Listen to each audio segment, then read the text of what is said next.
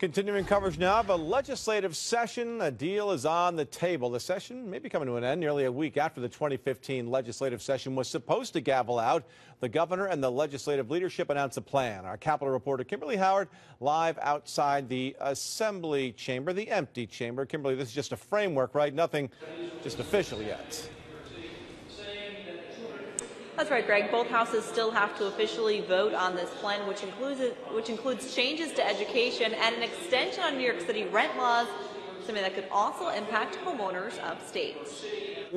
After nearly a week of session in overtime, Governor Cuomo and the legislative leadership announced the framework of a deal. We're always going to be about compromises. Last time I checked, nobody ever gets everything they want, especially in government. They're all, these, in essence, stand on their own, even though they may be one group. An example might be the tightening of New York City rent laws, something Senate Majority Leader John Flanagan didn't support. But tenant advocates spent the day rallying around the Capitol, including right outside Governor Cuomo's office. Now it appears the laws they were fighting for will be tightened and extended for 4 years. So could the property tax cap, which supporters say will save homeowners millions. The deal also includes a $1.3 billion tax rebate program for homeowners outside the city, which is a significant property tax rebate program. It will mean hundreds of dollars to homeowners in upstate New York. We want to have people have good jobs. We want strong economic development.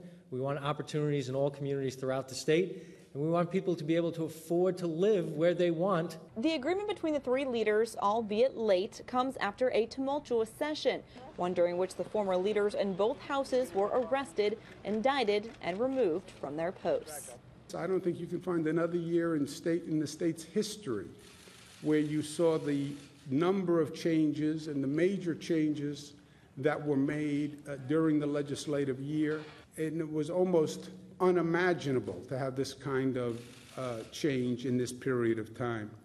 You wound up with two new leaders, both brought in at the 7th inning, if you will, and handed the ball and told to pitch. Now, under this deal, the controversial education tax credit did fall off the table, but more money would be carved out for non-public schools from the budget. Meanwhile, no deal on raising the age of criminal responsibility or on that independent monitor that you've heard a lot about. But Governor Cuomo has promised to advance both of those proposals through executive action. Lawmakers will be back in session tomorrow. Live at the Capitol, Kimberly Howard, CBS 6 News.